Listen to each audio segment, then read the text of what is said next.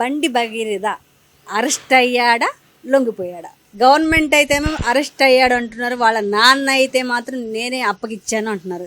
మరిన్ని విషయాలు తెలుసుకుందాం. మనతో పాటు బీఆర్ఎస్ నాయకురాలు దాసరి ఉషా ఉన్నారు. ఇప్పుడు నేను ఒక రాజకీయ పార్టీ పక్షాన మాట్లాడాలా, ఒక రాజకీయ నాయకుడి లెక్క మాట్లాడాలా, లేకపోతే ఒక గవర్నమెంట్, ఒక ప్రభుత్వం which is for the people, by the people and of the people, ఇటు సైడ్ నుంచి మాట్లాడాలా మీరే చెప్పాలి. ఎందుకంటే ప్రభుత్వం సైడ్ నుంచి ఏదైతే ప్రజల కోసం ఏర్పాటు చేసినటువంటి ప్రభుత్వం ఉందో, మరి ఆ ప్రభుత్వం తరపు నుంచి కమిషనర్ ఆఫ్ పోలీస్ సిపి గారు రమేష్ రెడ్డి గారు ఆయన ముక్కుసూటిగా ఏమని చెప్పారు అని అంటే, బండి భగీరథ్ని అరెస్ట్ చేసి రాత్రి తీసుకొని రావడం జరిగింది అని చెప్పేసి పేట్ బషీర్బాగ్ పోలీస్ స్టేషన్కి తీసుకొని రావడం జరిగింది అని చెప్పేసి తెలియజేయడం జరిగింది. మరి రాజకీయ నాయకులు రోజు ఒక మాట మాట్లాడుతూ ఉంటారు.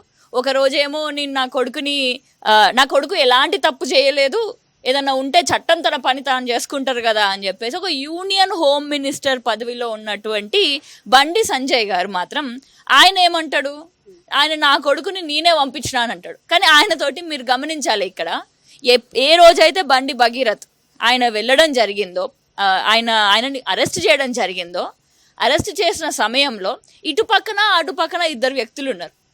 వాళ్ళిద్దరు కూడా అడ్వకేట్లు. ఆ ఇద్దరు అడ్వకేట్లు కూడా మళ్ళీ బీజేపీ లీగల్ సెల్కి చెందినటువంటి అడ్వకేట్లు. అంటే ఇక్కడ ఏ కోణంలో చూసినా కానీ, ఏ వ్యక్తుల పరంగా చూసినా కూడా, సమస్య పరంగా చూసినా కూడా, ఆ సమస్యని బయటకి తీసుకొచ్చే పరంగా చూసినా కూడా, అంటే పబ్లిసిటీ చేయడం కానీ, వీటన్నిట్లలో కూడా బీజేపీ ఐటీ సెల్ ఉంది, బీజేపీ లీగల్ సెల్ ఉంది. లాస్ట్కి చూస్తే union home minister Bandi Sanjay అతనే స్వయంగా ఉన్నటువంటి విషయాలు బయటకు వచ్చినాయి. కాబట్టి రాజకీయ కోణంగా దీన్ని అస్సలుగే చూడొద్దు. ముందుగా ఇది ఒక బాధితురాలు, ఒక మైనర్ బాలికకి జరగాల్సినటువంటి న్యాయం లెక్క చూడాలి. ఆవిడకి, వాళ్ళ ఫ్యామిలీకి జరగాల్సినటువంటి న్యాయంలో దీన్ని తప్పుద్రోవ పట్టించడానికి, అంటే ఒక వారం రోజుల తర్వాత అరెస్ట్ చేయబడ్డ వ్యక్తిని కూడా రాజకీయంగా బండి సంజయ్కి ఎట్లాంటి మరక అంటొద్దు, బీజేపీకి మరక అంటొద్దు, చేసింది మొత్తం వాళ్ళే కానీ మరక అంటొద్దు అని చెప్పేసి తుడుచుకునే ప్రయత్నంలో ఈయన అరెస్ట్ కావడం కాదు, అదే పదాన్ని కొంచెం ఇట్లా వేసి చెప్దాము అని చెప్పేసి లొంగిపోయిండు అనే పదాన్ని పెడుతున్నాం. కానీ జనాలు ఏం పిచ్చోళ్ళు కాదు, ఎన్ని రోజులని చెప్తారు, ఎన్ని రోజులని చెప్పేసి జనాలని ఫూల్ చేయాలని అనుకుంటారు. వారం రోజులు ఆయననే దాపెట్టిండు కదా బండి సంజయ్. తండ్రికి తెలియకుండా కొడుకు ఎక్కడెక్కడో తిరుగుతాడా? మరి ఆయనను కాపాడింది ఇన్ని రోజులు బండి సంజయ్ అని చెప్పాలి. బండి సంజయ్ అట్లనే మన కాంగ్రెస్ పార్టీ కూడా. ఎందుకంటే ఇప్పుడు మన తెలంగాణ రాష్ట్రంలో ఉన్నటువంటి హోమ్ మినిస్టర్ ఎవరు అని అంటే ఆ శాఖ కూడా ముఖ్యమంత్రి గారికే చెందుతుంది. మరి ఇప్పుడు ముఖ్యమంత్రి తలుచుకుంటే, హోమ్ మినిస్టర్ తలుచుకుంటే, ఆయనే హోమ్ మినిస్టర్ తలుచుకుంటే 1,00,000 మంది పోలీసులు ఉన్నారు మన తెలంగాణ రాష్ట్రంలో. మరి బండి సంజయ్ వాళ్ళ కొడుకు బండి భగీరథ్ ఏడున్నారో ఎతకరా అనే దానికంటే ముందు పాక్సో చట్టం పెట్టిన వెంటనే అరెస్ట్ చేయాలి. అరెస్ట్ చేయాలని అంటే ఫస్ట్ ఎవరైతే ఉన్నారో, బాధితుడు ఉన్నాడో బండి భగీరథ్, వాళ్ళ ఇంటికి పోవాలా వద్దా? అంటే బండి సంజయ్కి ఎన్ని ఇళ్ళు ఉన్నాయో అన్ని ఇంట్లోకి పోవాలా వద్దా పోలీసులు?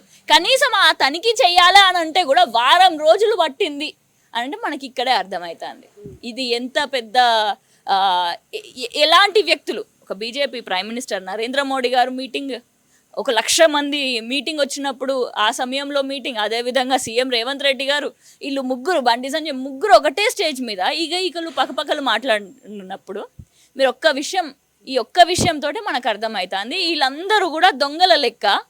వాళ్ళు చట్టాన్ని చేతుల్లోకి తీసుకొని బండి భగీరథ్ని కాపాడదాము అని చెప్పేసి వారం రోజులు ప్రయత్నించారు. కానీ సస్యమేర రాష్ట్రంలో మహిళలు బగ్గుమనమంటున్నారు, జెన్జీ మొత్తం కూడా బగ్గుమంటుంది.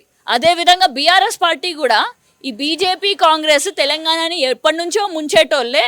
మన రాష్ట్రంలో మన ఆడబిడ్డకి ఆపద జరిగినప్పుడు మన ఆడబిడ్డని మనం కాపాడుకోవాలి అని చెప్పి బయటికి వచ్చి ఈ రాష్ట్రం మొత్తం కూడా భస్మం చేసింది. కాబట్టి నేడు ఎక్కడికక్కడు బీఆర్ఎస్ పార్టీ కూడా ఎంతో ముందు వరుసలో ఉండి, ఫ్రంట్ లైన్లో ఉండి పోరాటం చేసింది. కాబట్టి నేడు అరెస్ట్ చేయడం జరిగింది అని చెప్పి. ఎట్లా ఈ భగీరథ అరెస్ట్ విషయంలో కాంగ్రెస్ కావచ్చు, బీజేపీ కావచ్చు ఎలాంటి పాత్ర పోషిస్తే బాగుండేది? బీజేపీ వాళ్ళు మాటలకేమో సనాతన ధర్మం అని అంటారు, హిందూ రాజ్యం అని అంటారు, హిందువుల ధర్మం అని అంటారు, జై శ్రీరామ్ అని అంటారు. బీజేపీ వాళ్ళ మాటలేమో సీతాదేవి గురించి, రాముడి గురించి, రామరాజ్యం గురించి మాట్లాడతారు. కానీ చేతులకు వచ్చేసరికి కేవలం ఈ రాష్ట్రం కాదక్క, మీరు గుర్తుపెట్టుకోవాలి.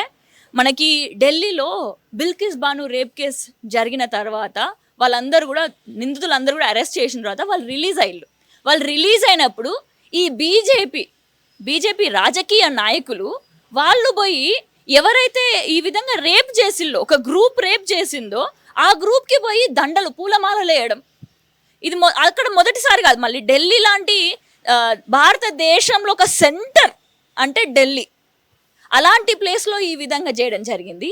రెండోది ఎన్నో జరిగినాయి. ఇంకొకటి రీసెంట్గా మనకి కర్ణాటక ఎంపీ ఎలక్షన్స్లో ప్రజ్వల్ రావణ, ఆయన ఒక ఎంపీగా ఉన్నాడు, రెండోసారి పోటీ కూడా చేస్తున్నాడు. వాళ్ళ నాన్న మాజీ ప్రధానమంత్రి, ప్రైమ్ మినిస్టర్. మరి ఆయన పైన ఎలిగేషన్స్ ఉన్నాయి.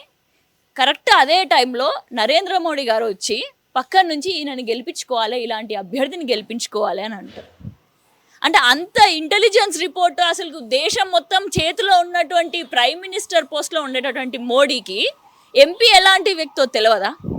ఆ ఎంపీ రెడ్ హ్యాండెడ్గా కొన్ని వేల వీడియోలు మహిళల పైన అత్యారం చేస్తూ, ఆ వీడియోలు రెడ్ హ్యాండెడ్గా దొరికేసరికి ఆయనని అక్కడ ఉండేటటువంటి కాంగ్రెస్ ప్రభుత్వం ఆనాడు పట్టుకోవడం జరిగింది. ఆయన పరారీ అవుదాము అని అంటే అది చేయలే. కానీ అలాంటి దమ్ము మన తెలంగాణ రాష్ట్రంలో ఉండేటటువంటి కాంగ్రెస్ నాయకులు, ముఖ్యంగా రేవంత్ రెడ్డి గారు చూపించకపోవడం వల్లనే ఈ ఆలస్యం జరిగింది. కానీ ఆయనకు కూడా అర్థమైపోయింది, ఏమని వీళ్ళు వదిలేటట్టు లేరు బీఆర్ఎస్ వాళ్ళు, అందుకనే ఇంకా బీజేపీ కాంగ్రెస్ ఏకమైపోయిళ్ళు అని చెప్పేసి అందరికీ తెలిసి ఇంకా బీఆర్ఎస్ ఎప్పుడైతే ముందుకు వచ్చేసి పోరాటం చేసిందో, గ్రౌండ్లో పోరాటం చేయడం స్టార్ట్ చేసిందో, మరి వాళ్ళు కూడా ఆ ప్రెషర్కి, ఆ ఒత్తిడికి తట్టుకోలేక కేవలం బీఆర్ఎస్ఏ కాదు, ఇంకా ఎంతోమంది జర్నలిస్టులు, ఇండివిజువల్ ఛానల్స్, అంటే పాజిటివ్గా బాధితురాలు ఒక మైనర్ బాలిక పైన పాక్సో చట్టంలో ఏ విధంగానైతే ప్రవర్తించాలో నిజమైన నిజాలు ఇన్వెస్టిగేటివ్ జర్నలిజం చేస్తూ, ఇప్పుడు మన మైక్ టీవీ కూడా ఎంతో చక్కగా మీరందరూ కూడా దానిపైన ఇన్వెస్టిగేషన్లు చేసి ఆధారాలతోటి బయటకు పెట్టారు. కానీ ఇంకొక సైడ్ ఈ బీజేపీ ఐటీ సెల్ ఏమో వాళ్ళ వాట్సాప్ గ్రూప్లని కేవలం ఒక ఫేక్ మీడియాని తీసుకొని వచ్చి, ఫేక్ ప్రాపగెండాని తీసుకొని వచ్చి, తన ఫస్ట్ ఏజ్ దగ్గర నుంచి ఆమె మైనర్ కాదు అని అన్న దగ్గర నుంచి మొదలు పెడితే తన క్యారెక్టర్, ఈమె ఎంతమందితోటి తిరిగింది, ఈమె చేతిలో ఏం పట్టుకుంది, ఎలాంటి పదార్థాలు తాగుతుంది, క్యారెక్టర్ అసాసినేషన్, స్లట్ షేమింగ్, ఈమె ఎంతమందితోటి తిరిగి ఉంటుంది, ఎలాంటి అబ్బాయిలని బుట్టలో వేసుకుంటుంది, పెద్ద పెద్ద రిచ్ పీపుల్ని వేసుకుంటుంది, హనీ ట్రాప్ అని చెప్పేసి ఇలాంటి కథనాలు ఒక సైడ్ చేసేళ్ళు. అసలుకి ఈ రెండింటినీ కూడా చేతిలో పని గవర్నమెంట్కి, కాంగ్రెస్కి అయినా బీజేపీ అయినా రెండు అధికారంలో ఉన్న పార్టీలు, ఆ రెండింటికి చేతిలో. ఇప్పుడు ఎవరన్నా మాట్లాడితే బీఆర్ఎస్ పార్టీ నుంచి వాళ్ళని జైల్లో వేసిళ్ళు, కృషాంకన్ జైల్లో వేసిళ్ళు, దిలీప్ అన్నని ఎప్పుడైతే ఎయిర్పోర్ట్లో ల్యాండ్ అయిందో అప్పటికప్పుడు ఆయనను తీసుకొని పోయి నిర్మల్ స్టేషన్కి తీసుకొని పోయిళ్ళు.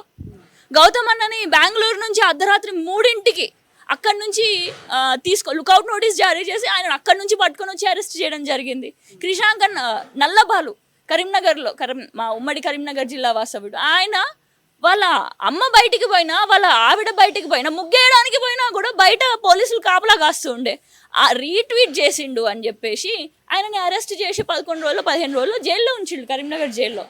ఈ విధంగా అంటే మీకు అర్థం చేసుకోవాలి, బీజేపీ కాంగ్రెస్ వాళ్ళందరూ కూడా కట్టగట్టి జస్ట్ ఈ మైనర్ బాలిక పైన ఏ విధంగా దాడులు చేయాలో ఆ విధంగా దాడులు, కేవలం బండి సంజయ్ వాళ్ళ కొడుకు బండి భగీరథ్ని కాపాడుకోవడం కోసమే అని చెప్పి క్లియర్గా అర్థమైంది.